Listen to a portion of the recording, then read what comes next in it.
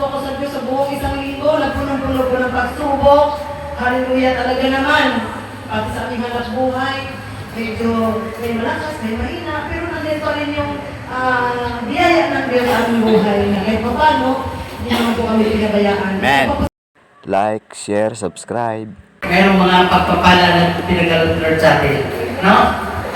Siguro kung nang matuto sa nangyari sa buhay namin, no? Pagamat lagi kaming late, at least sabi nga, it's better late than never. Right? That is it. No? Ako muna mag-practice nito bago yung ating mga kapatira, no? I-share ko lang sa inyo yung nangyari sa ating kahapon na Puri ng Diyos. Totoo yan. Kasi, sakay ko yung apo ko, galing kami sa Reyes, nagatid kami ng kay Yusel na hinatid namin doon sa kanya. Ay, nagatid pala kami ng kawali. Nung pag-uwi na kami, siyempre, dandahan naman kami. Itong mga kabataan ang tutuloy, puno-puno yung motor nila, yung Inmax. Ang tuloy na napatak ko, pagdating sa tulay, meron kasi mga butas-butas doon. Ako, kumbaga, inaagaw niya yung hindi niya, inaagaw niya yung walang lubak. Yung braso ko, nagpangga na doon sa braso ng angkas niya. Tapos, nagtatawanan pa sila. Tinatila ko si bata Okay lang sana kung kami lang matatanda Okay lang sa akin yung di umuwi kami. Maya, tumawag ko lang si Sela, sabi siya, dalan mo ako ng walis sa kadaspan. Hinatid ko na naman. Pagdating ko naman doon sa, paglabas ko lang sa, may nag-U-turn na tricycle. Isa na namang binatilyo. Bumangga na naman sa likod ko. Sabi ko, Lord, ano ba to? Bagkat ba pala sa akin ang araw na to? Sabi ko, bakit dito 2 beses na? Sabi ko, siguro warning to sa akin ni Lord. Sabi, Lord, tatawaran mo ako kanina nakapagsalita na may hindi maganda. Pero buti na lang, yung pangalawang bata na munting na bumanga sa akin na nagkasakyan na naman kayo dito sa braso ko, humingi siya ng sorry. Sabi ko, sorry. Ngumiti na lang ako. Sabi ko, buti pa yung isa ito, naghumingi ng tawad. Pero samantala yung unang mga kabataan, nagtatawanan pa sila. Sabi ko, may panahon din kayo kay Lord. Sabi ko sa niya, may panahon pa rin kay Lord. Ito na pag-uwi ko na naman. Ito na naman. Pagdating ko lang sa yung Northville, may Northville kasi doon. Ito namang angkas, siguro may pipikapin siyang pasero doon sa loob ng Northville.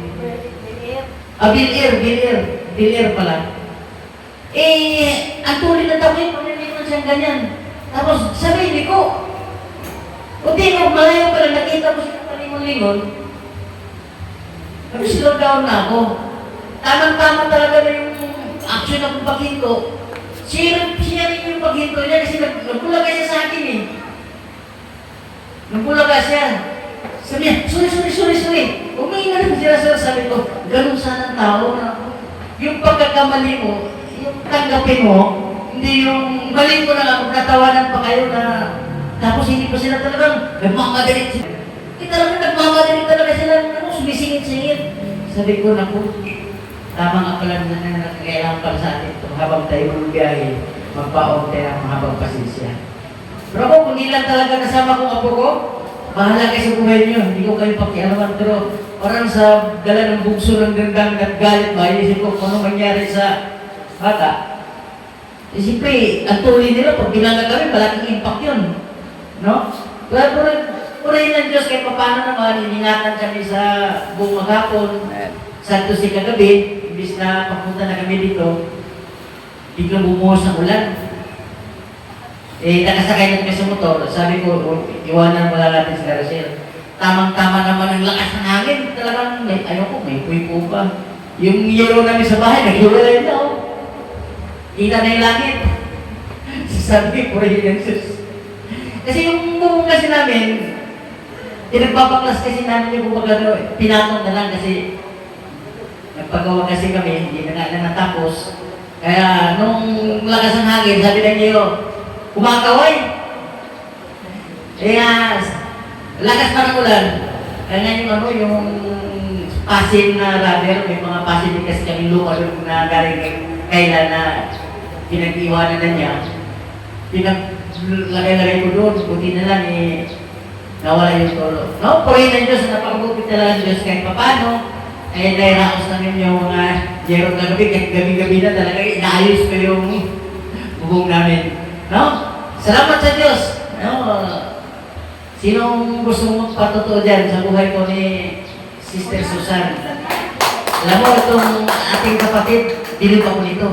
Kasi, mabilis sa lahat ng oras. Hallelujah po rin ang Diyos. Palapagan na po natin ang buhay ng Diyos. Yung victory. Salamat sa Diyos, no? So, napapasalamat po ako sa Diyos sa buong isang linggo. Nagpunong-puno po ng pagsubok. Hallelujah talaga naman. Pati sa aming hanap buhay. Medyo may malakas, may mahina. Pero nandito rin yung biyaya ng Diyos sa aming buhay. Na kahit pa paano, hindi naman po kami pinabayaan. Amen. So, papasalamat din ako sa Diyos. Ito po talaga pinagsasalamatan ko sa Diyos. Noong nakarang linggo, bago balis na Sister Nora, wala na talaga natanggap sa amin paghiling ng mga kamote. Sabi ko, Lord, nanalangin ako, Lord. Wala na kasi nasisira ang mga ano nila, yung hilingan nila sa mga gulay, yung kamote at sa kalabasa. Sabi ko, Lord, ano ba kaya, Lord? Titigil na kaya kami? Eh, wala na kaming gilingan eh. Hindi mo pwede yung lalatain na lang namin, ilaga. Sabi ko nga, Lord, ikaw na po bahala, Lord, kung saan po kami. Pero napakabuti ang Diyos. Alam niyo po ba, ginamit ang buhay ni Mama Mary para pumakita kami ng gilingan talaga hanggang ngayon matino na di ba kami pinagbabayad? Sabi ko, purihin ang Diyos na doon sa mga pinagilingan namin, pinagbabayad kami 10 piso 1 kilo. Samantala nung din na kami Mama Mary doon sa Manukan, eh medyo mataas na ng 5 piso, pinatos na po namin kasi doon kami sa 165, ganun, 170 sa kanya. Libre na po yung giling, tapos hindi po magpapagiling pa po kami ng ano, pwede po ba? Libre na po yan. Sabi ko, hindi po. Magbabayad po ako. Eh, paano? Kasi naisip ko yung 10 piso bawat kilo, 4-5 kilo pagigilin namin. Sabi ko, Lord, purihin talaga hanggang ngayon. Yung nirekomenda kami ni Mama Mary. So, pasalamat din talaga ako na ang pagkatao ni Mama Mary ginamit ng Diyos para mapunta kami doon. Wala na pag-asa. Sabi ko, Lord, titigil na siguro kami kasi wala. Hindi namin kaya yung single, latak-latak yung ilalaga pa namin.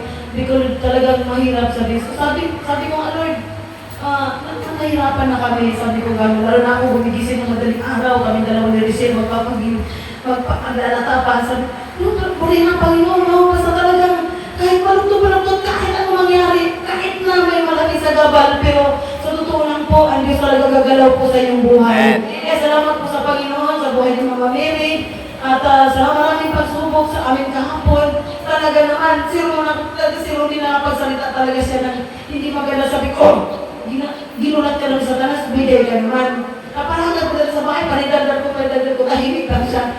Sabi ko, Lord, ito na po yung mga pagsubok na hindi mo kami pinababayaan. Kaya salamat sa Diyos. Kaya hanggang ngayon, ayaw talaga itigil ng Diyos ng aming hanap buhay. Si Rachel, napatyaga, maulan man, kagabi, basang-basa po yan. Kasi naghahabol nga mapunta kami dito. 6 o'clock or 5:30, pumalis ka na dyan para abon na sa church. Naku po, ito na po ngayon. Naglimaan ako ng amiyero, aming naglahat. Sabi ko gano'n, paano ito ba? Basta na mababasa tayo. Pagdating na lang, basa-basa, bibigaan yung damit. Amin. Sabi ko, hindi talaga ang Diyos niya tayo. So, nag-start kami. Pagkatapos kami ayusin yung yero, nag-start kami na sarili namin doon kami sa ng papag namin. Nag-friend pasting kami. Bitis ako dyan, makinig na tayo, mag-ganap tayo ng friend pasting dito. Kahit ano mangyari gagawin natin. So, purihin ang Diyos. Amen. Glory to God, kagabi, successful yung friend pasting namin. To God will be the glory. Amen. Nagpakabuti talaga, no? Salamat naman, no? Sa pamagitan po ng prayer and fasting namin kagabi, si Sister Rachel natuto po magkaroon ng revelation. No? Sana nga sa next Saturday, doon na naman tayo sa bahay pagkaloob ni Lord para mahasan ang uso si Sister Rachel. No, ang sabi nga dito sa Kawikaan, 35:6, magtiwala ka ng buong puso sa Panginoon at huwag kang manalig sa iyong sariling karunungan. Alalahanin mo ang Panginoon sa lahat ng inyong ginagawa at ituro niya sa iyo ang tamang landas. Amen po ba? At sa mga boys naman, kung sino gusto. Si Daddy.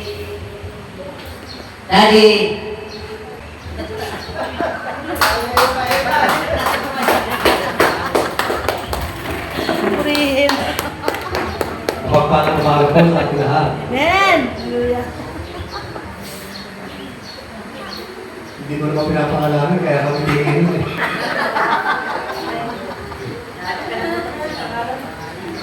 Ang akin lang pong papasalamat sa ating Panginoong Diyos. Kahit po may pinagdadaanan po ako, natutunan po na isa po akong patay ngayon. Ngunit kapag ito po ay nasabi ko na kapag tayo pala ay katikip na ng ating Panginoon, ang mga alalahanin ay nawawala. Amen. Salamat sa Diyos at kahit paano, nakakaya namin na gano'n na, bahala na si Lord na sana mapalagay din siya sa maganda at ito'y sanggol pa naman.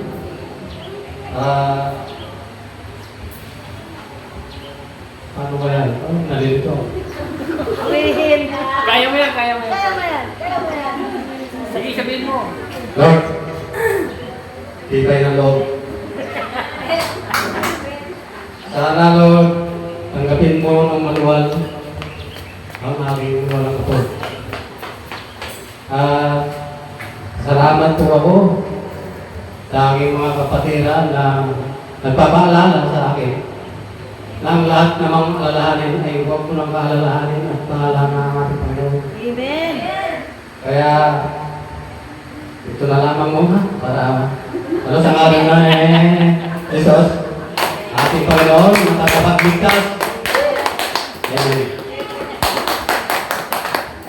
Salamat din na marami.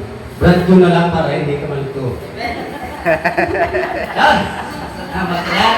Sabi nga dito sa Santiago 1:12, mapalad ang tao nagtitiis sa pagsubok sapagkat pagkatapos niyang mapatunayan, tatanggapin niya ang karuna ng buhay na ipinangako ng Panginoon sa mga nagpamahal sa Kanya. Amen po ba? Kasi alam na po natin na lahat naman tayo ay uwi talaga doon sa likabok kasi ganun. Mula tayo sa lupa, uwi din tayo sa lupa. Eh, bata pa namatay yung ako ni Brad. John. No? Hindi naman natin kalooban yung may kalooban ng Diyos. Amen. No? Sabi nga, di ba, nung kung alam niyo yung kwento, ay hindi ko na nagkwento kasi kukuntin na ako kasi alam ko itong manak na kasi si Brother Let's. Amen. May kwento pa sana ako eh. Spiritually pa sana ako, kaso lang tumasin na Let's kaya. Maraming salamat po ang naman po sa ating Diyos. Diyos na buhay, kaya sa isang pagkakataon na kapulurin, makapagpasalamat sa amin. At bago po ang lahat, ako po yung mga bago sa inyong makasapagpalang umaga po. Amen. At ako po yung papasalamat po sa ating puntakin ng Diyos na buhay sa mga nakalipas na linggo po.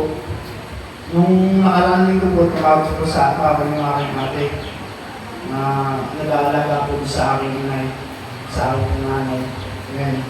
Sabi na po, yung pong aking nanay, pupunta dapat dun sa lugar mo sa kapatid. Kaso po, kailangan po siya sumakay ng bangka. Ngunit nung panahon yun po, malalaking alon. Pero yung pong nanay ko, gusto na po makarating sa isang kapatid. Dahil may test ako doon. Kala niya po siguro ito ang mga kapatid ko, makakarating po doon.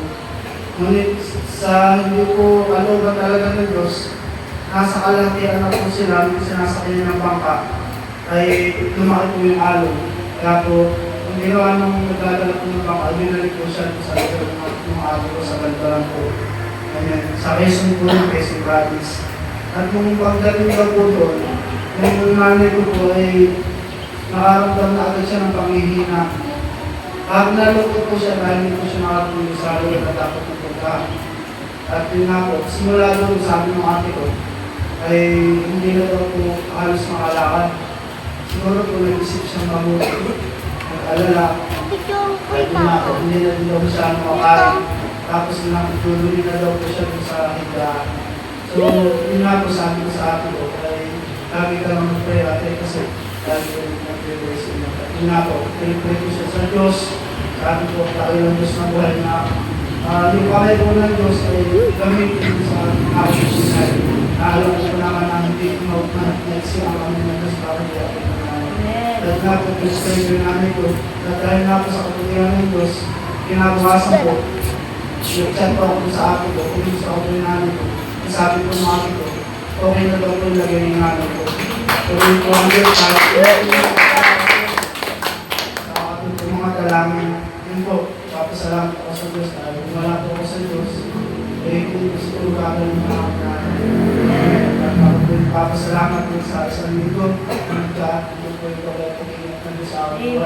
Kasama ang pamilya. Kundi sa lahat po ng mga malak, kapala, na patuloy po namin naranasan sa kanila po ng mahirang trabaho sa rice mill.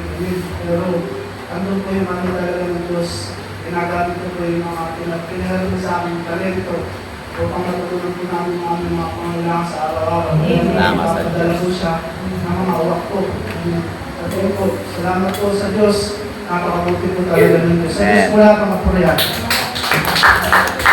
Amen. Salamat po sa buhay din Brother Lito. Sabi ganito sa Gawikaan 16:3, ipagkatiwala mo sa Panginoon ang lahat ng inyong ginagawa at magtatagumpay ang iyong mga plano. Amen. Amen. O, may isa pa tayo, isa na lang. Ay, si Mami Lolit. At pagkat po natin sa buhay ni Mami Lolit. Parang long time mo si Mami Lolit ah. O ako lang ang nawawala. Sakit. Pagkalang umaga ko. Huwag na kami minima. Hindi ko nakasamba at hindi nakakabalo na. Dahil po, nung nakaraan ko ay nilagnat po ako, nasa po kong ligayan. Hinihilaw po ako, tapos ako po yung nag-pray, meron po ako ng bayan. Naibig po ako. Nung magkakaibig po po yun, bigla po may kuminti sa libid ko, nabisin po ako. Sabi ko, ano po pala?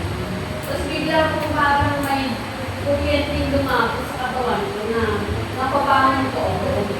Salamat po sa Diyos dahil ang alalahanin ko kayo lagi po kasalanan ko sa Diyos. Dahil po siya po lagi po ang tinatawag ko kahit ano po nangyayari sa akin. Siya po lagi po iniisip ko na ang Diyos po yung nandiyan lagi. Sabi ko po, siguro iniisip po ako ng Diyos kasi nga po sa pagkakanya, pilit ko po gawa ng hinihinang po ko sa asulaya ko. Ang mga apo ko yung nasa labas ng bahay.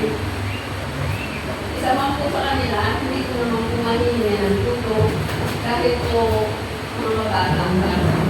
Sabi ko, sa Diyos na lang po ako at susunod at nagsasabi ng lahat ng nararamdaman. Kaya po sabi ko po, Panginoon, kayo na lang po bahala sa akin. Salamat po sa Panginoon na Diyos kasi po hindi niya po ako pinababayaan. Hindi man po ako, kasi lakas yung pinaasahan ko. Hindi niya po pinayaan na walang po ako ng lakas. Amen. Po nandiyan. Kahit po ako ganito na wala akong mga kasama sa bahay, mga lalaki ko, mga nalilito ako. Siya po lagi kong nagbibigay sa akin ng lakas. Dahil kahit po ako minalagnat, nag-pray po ako na huwag na akong pabayaan. Kasi kung kawawa ko ang mga bata. Gabi na po pag dinadating ng anak ko. Kaya ako sabi ko, Lord, huwag mo ko makayaan ang mga dina. Amen. Ganito sa akin ang lakas. Naway ang nararamdaman ko yung gumaling. Dahil kayo po ang tanong ng gagamit para sa akin. Salamat po sa buwan na Diyos. Kasi hindi niyo ako pinabayaan. Nahangin. Purihin po ang Diyos. Amen. Salamat po sa buhay ni Mami Lolis. Sabi nga dito sa Marcos 5:34, sinabi ni Jesus sa kanya, anak, pinagaling ka ng inyong pananampalataya. Umuwi ka ng mapayang at wala ka ng dapat pang ipag-alala sa inyong karamdaman. Hindi po ba? Amen. No? Kaya kung ano man ang ating mga naramdaman sa ating katawan, Pabayan natin kayo. Amen. Manalangin natin sana ay bumalik tayo sa ating karamdaman. Amen. Nawala na tayong oras, no? Ibigay natin sa sunod na part. Tawagin po natin. Nasunod. Sino susunod? Sister Martin. Palakpakan po natin sa buhay ni Sister Martin.